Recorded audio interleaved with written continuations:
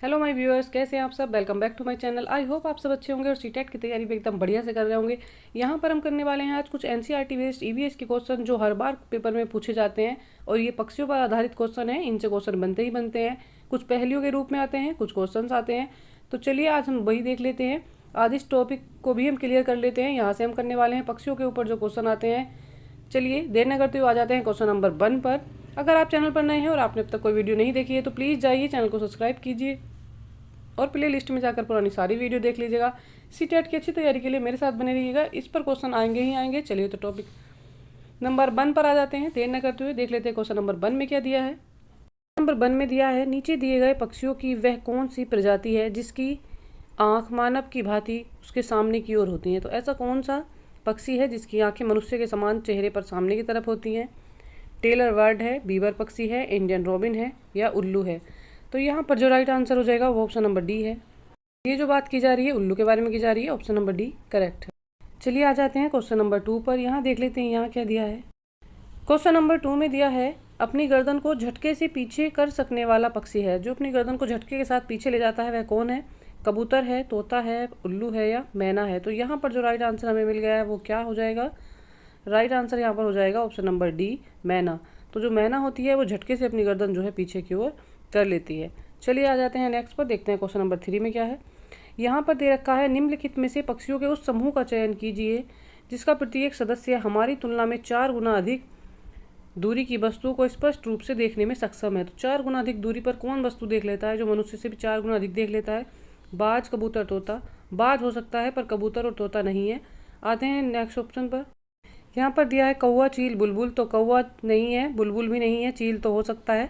बाज, चील और गिद्ध। बाज, चील, गिद्ध जो है ये तीनों बहुत तेज़ी से देख सकते हैं, इनकी जो देखने की क्षमता है बहुत अधिक होती है। तो ये वाला जो ऑप्शन है ऑप्शन नंबर सी ये करेक्ट हो जाएगा। ऑप्शन डी में दिया है फाख्ता, कौवा, मोर, ये भी नहीं होगा। ऑप्शन नंबर सी करेक्ट है, सी इज़ द राइट आंसर। बाज, चील और गिद्ध की जो देखने की क्षमता होती है वो मनुष्य से बहुत अधिक होती है, 4 गुना अधिक होती है। ये आसमान में ऊपर उड़ते हुए भी ज़मीन पर दाना देख लेते हैं। चलिए देखते हैं क्वेश्चन नंबर 4 में क्या है। यहाँ पर दे रखा है क्या, कोयल अपना घोंसला आम के पेड़ों पर बनाती है। तो जी नहीं, कोयल जो है घोंसला बनाती नहीं है, वो अपने अंडे कौवे के घोंसले में देती है, तो इसलिए रॉन्ग हो जाएगा। चलिए नेक्स्ट देख लेते हैं क्या है। नेक्स्ट में दे रखा है, इंडियन रोबिन अपना घोंसला नर्म टहनी, जड़ों, ऊनों आदि से बनाता है। बी और थर्ड में दिया हुआ है, बारवेल एक छेद में अपना घोंसला बनाता है।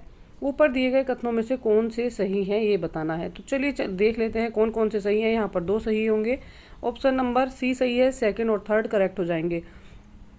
तो सेकंड और थर्ड देख लेते हैं एक बार। यहाँ पर क्या क्या दिया हुआ था। यहाँ कोयल का था, तो कोयल अपना घोंसला नहीं बनाती, वह घोंसले में अपने अंडे देती है। और जो सेकंड था, इंडियन रोबिन अपना घोंसला नर्म टहनी, जड़ों और ऊनों से बनाता है, तो ये बात यहाँ पर करेक्ट हो जाएगी। थर्ड में दिया है, बारबेल एक छेद में अपना घोंसला बनाता है, तो ये भी करेक्ट है। राइट आंसर हमारा क्या है। राइट आंसर हमारा हो जाएगा ऑप्शन नंबर सी, सेकंड और थर्ड वाले जो ऑप्शन है ये करेक्ट है। चलिए आ जाते हैं नेक्स्ट, देख लेते हैं क्वेश्चन नंबर नेक्स्ट। यहाँ पर दिया है, पक्षियों की उस प्रजाति का नाम क्या है जिसमें नर पक्षी अनेक सुंदर घोंसले बनाते हैं और मादा पक्षी उनमें से केवल एक घोंसला चुनती है और उसमें अपने अंडे देती है। तो ये विशेषता किसकी है। कलचिड़ी की है, शक्करखोरा है, टेलर बर्ड है या बया बीवर है। तो यहाँ पर जो राइट आंसर हो जाएगा वो है हमारा बया beaver, option number D. Beaver जो चिड़िया होती हैं, बीवर जो पक्षी होता है वो क्या करते हैं, उनके जो नर होते हैं वो बहुत सुंदर सुंदर घोंसले बनाते हैं और जो मादा चिड़िया होती हैं उसमें से जो सुंदर घोंसला उन्हें लगता है उसको चुनकर उसमें वो अंडे देती हैं। चलिए आते हैं नेक्स्ट। यहाँ पर दिया है, मेरी चोंच बहुत खास है, मैं सुई की तरह इस्तेमाल करती हूँ, पत्तियों को सिलाई करके अपना घोंसला बनाती हूँ या अपना घर बनाती हूँ। तो मैं कौन हूँ, ये कौन सी चिड़िया है। इस तरह के क्वेश्चन आता है पहेली की तरह लिखकर और उसका आंसर पूछा जाता है। एनसीईआरटी बेस है, एनसीईआरटी किताबों में इस तरह की पहेलियाँ दी हुई हैं। चलिए बताइए कौन है ये। गुंजन पक्षी है, दर्जन चिड़िया है, सूर्य पक्षी है, रोबिन चिड़िया है। यह रोबिन चिड़िया है। तो यहाँ पर जो राइट आंसर हो जाएगा वो है दर्जन चिड़िया। इसको इंग्लिश में देख लेते हैं, टेलर बर्ड। नाम से ही क्लियर है, जो सिलाई करता है वो टेलर। तो ये चिड़िया क्या करती है, सिलाई करके पत्तों का अपना घर बनाती है। चलिए आते हैं नेक्स्ट पर। यहाँ दिया है, वह पक्षी जो दिल्ली में सामान्य रूप से दिखाई देता है परंतु अब इस चिड़िया के बारे में जागरूकता बढ़ाने हेतु एक विशेष दिन मनाया जाता है क्योंकि शहरीकरण के कारण यह दुर्लभ हो गई है। वह चिड़िया कौन सी है? मोर है, कोयल है, तोता है। तो ये भी गायब नहीं हुए हैं, मोर, तोता, कोयल। बात हो रही है गौरैया की। जो गौरैया है इसके लिए एक विशेष दिन भी मनाया जाता है और शहरीकरण के कारण गौरैया चिड़िया जो है वो गायब हो गई हैं, दुर्लभ होती जा रही हैं। ऑप्शन नंबर डी जो है ये करेक्ट है। चलिए आते हैं नेक्स्ट पर। यहाँ पर दे रखा है क्या? एक छोटे से पेड़ या झाड़ी की शाखा से लटकने वाला घोंसला बनाने वाला पक्षी है। तो जो छोटे पेड़ और झाड़ियों से लटक कर अपना घोंसला बनाता है वो कौन है? तो यहाँ पर ऑप्शन क्या दे रखे हैं? सनबर्ड है, कौवा है, या क्या हो जाएगा बारबेट है, या इंडियन रॉबिन है। तो यहाँ पर जो राइट आंसर हो जाएगा वो है हमारा option number A sunbird. Sunbird जो होती हैं ये क्या करती हैं? पेड़ों से लटक कर छोटी छोटी झाड़ियों से अपना घोंसला बना लेती हैं। ऑप्शन नंबर ए करेक्ट है, ए इज द राइट आंसर। दे रखा है निम्नलिखित में से कौन सा पक्षी कैक्टस के पौधे या मेहंदी की बाड़ के बीच अपना घोंसला बनाता है? तो हमें बताना है मेहंदी की बाड़ और कैक्टस के बीच अपना घोंसला कौन बनाता है। चलिए ऑप्शन देख लेते हैं। यहाँ पर दिया है डब है, भारतीय रॉबिन है, बारबेट है, दर्जन चिड़िया है। तो यहाँ जो राइट आंसर हमारा हो जाएगा वो है ऑप्शन नंबर ए। डब जो पक्षी होता है ये क्या करता है? मेहंदी की झाड़ और कटीली झाड़ियों में, कैक्टस में अपना घोंसला बनाता है। तो इसको बोला जाता है डब, और हिंदी में इसको बोलते हैं फाख्ता। इसको बोलते हैं फाख्ता पक्षी भी बोला जाता है। कई बार फाख्ता लिख कर आ जाएगा, कई बार जो है डब लिख कर आ जाता है। चलिए आ जाते हैं नेक्स्ट पर, देख लेते हैं क्या है। क्वेश्चन नंबर 10 में क्या दिया हुआ है?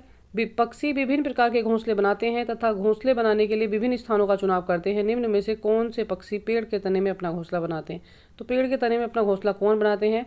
यहाँ पर क्या दे रखा है? क्रोज और आंट। तो ये नहीं होगा।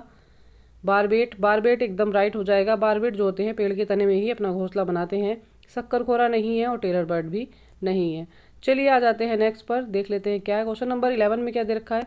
यहाँ पर दिया है किस प्रकार के पक्षी की चोंच मीट को काटने और खाने के काम आती है? तो कौन सी प्रकार की जो चोंच होती है पक्षियों की जो मीट को काटने और खाने के काम आती है? तिकोने आकार की चोंच होती है, सीधी और पतली चोंच होती है। यहाँ पर दिया है हुक जैसी चोंच होती है या लंबी पतली सुई जैसी चोंच होती है। तो जो हुक जैसी चोंच होती है वो मीट के काटने के काम आती है। तो ऑप्शन नंबर जो 3 है ये करेक्ट हो जाएगा।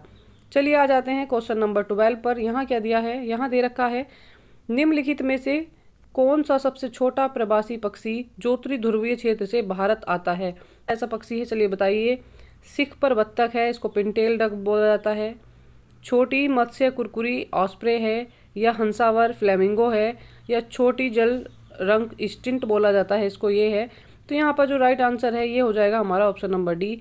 छोटी जल रंग स्टिंट इसको बोला जाता है जो उत्तरी ध्रुवीय क्षेत्र से भारत आती है। चलिए देख लेते हैं नेक्स्ट क्वेश्चन। यहाँ पर क्या दे रखा है? एक छोटे से पेड़ या झाड़ी की शाखा से लटकने वाला घोंसला कौन बनाता है? तो यहाँ पर क्या क्या ऑप्शन दे रखे हैं? यहाँ दिया है सूर्य पक्षी, शक्करखोरा, कौवा, बारबेट, बसंत गौरी या कलचिड़ी। तो ये राइट आंसर हो जाएगा, ये हो जाएगा शक्करखोरा और सूर्य पक्षी इसको बोला जाता है। इसके साथ आज की क्लास कंप्लीट हो जाती है। बताइए आपको आज की क्लास कैसी लगी। आज हमने किए हैं कुछ पक्षियों पर आने वाले क्वेश्चन है। ये एनसीईआरटी बेस्ड क्वेश्चन है और ये बार बार सीटेट के एग्जाम में पूछे ही जाते हैं। तो यहाँ से आपके 2-4 क्वेश्चन जरूर बन जाएंगे। अच्छी तैयारी के लिए मेरे साथ बने रहिएगा। चैनल को लाइक करिएगा, सब्सक्राइब करिएगा।